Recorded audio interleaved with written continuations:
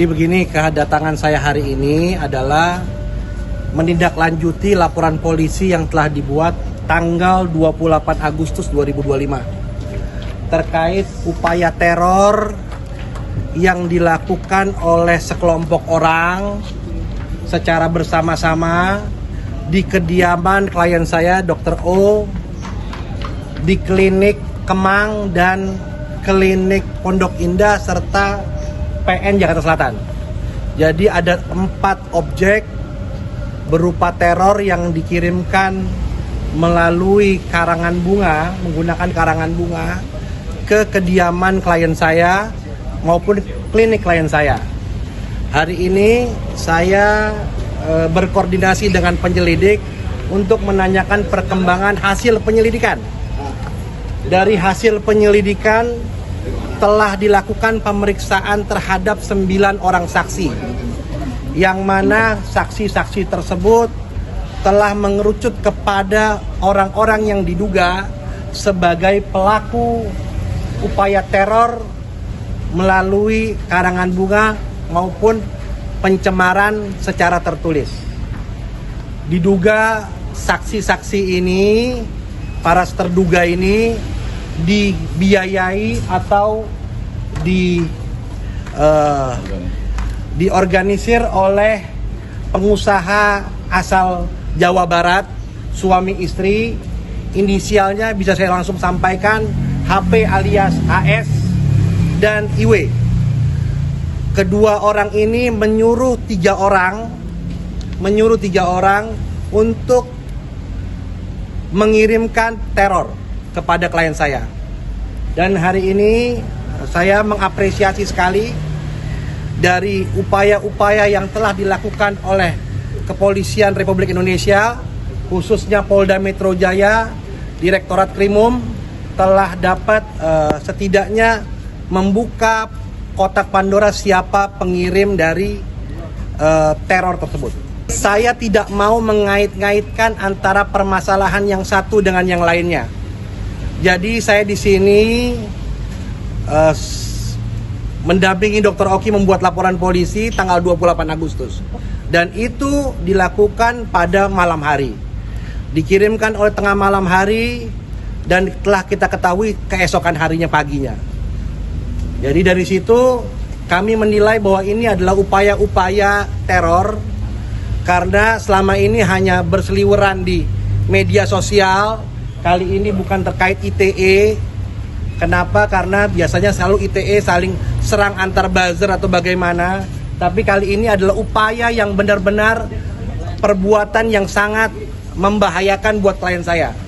Sehingga kami menganggap ini hal yang perlu saya lakukan untuk membuat laporan polisi. Tadi saya jelaskan kembali lagi, bukan mengenai postingan-postingan, tapi ini adalah upaya teror yang dikirimkan ke rumah klien saya, ke rumah Pondok Indah, ke klinik cabang Kemang. Saya sekaligus pengacara retainer Bening Klinik sangat amat terganggu dengan upaya-upaya seperti ini. Dan ini akan saya berikan contoh kepada yang lain-lainnya.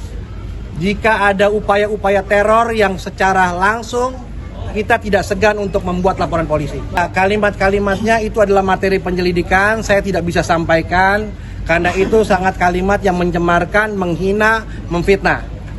Ya, pasal yang disampaikan pasalnya adalah terkait pasal KUHP 310 ayat 2, 311 dan teror 335. Saya tidak bisa menyampaikan hal itu. Yang jelas salah satu daripada pelaku sudah bercerita kepada saya, sudah memberikan bukti kepada saya. Jadi dengan ini juga pasti mereka akan tahu bahwa salah satu karyawannya telah bertemu saya, meminta maaf kepada saya, bahkan meminta saya untuk mempertemukan dengan klien saya. Tapi saat ini belum, karena ini masih proses penyelidikan. Terlapor saya dalam lidik karena saya tidak ketahui siapa orangnya. Selama ini kalau kita bicara ITE, pelakunya jelas, ya kan?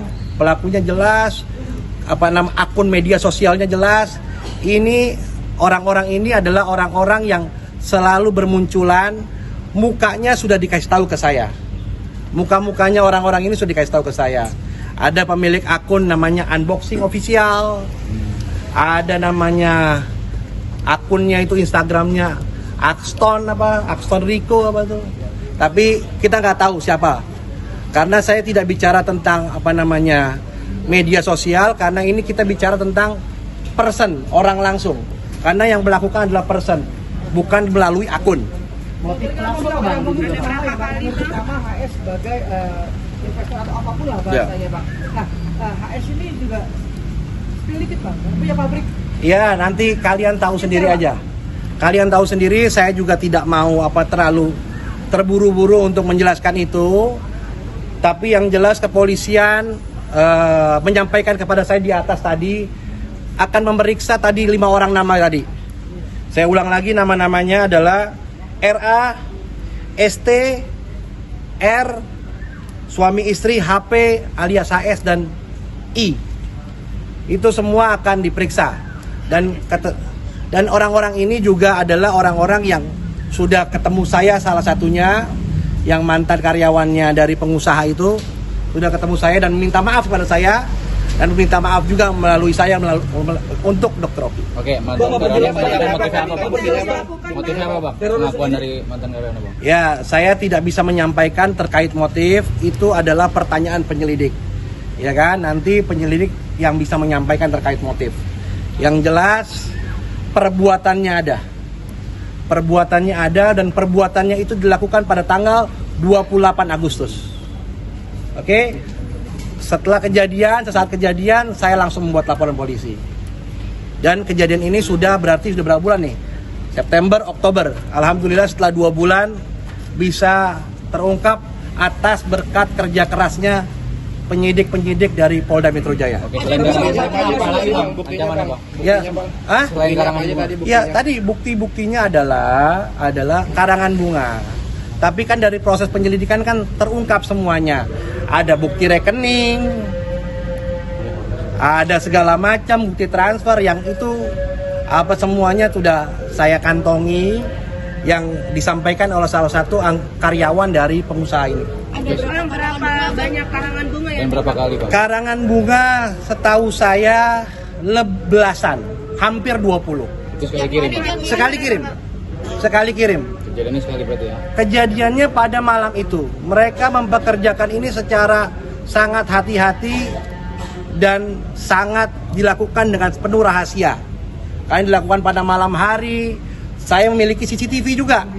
Alat bukti kita CCTV. Nah itu. Ya. Jadi itu yang bisa saya sampaikan. Mudah-mudahan perkara ini segera bisa naiknya status, karena ini penyelidikan yang panjang. Artinya ketika naik status ini penyidikannya lebih mudah.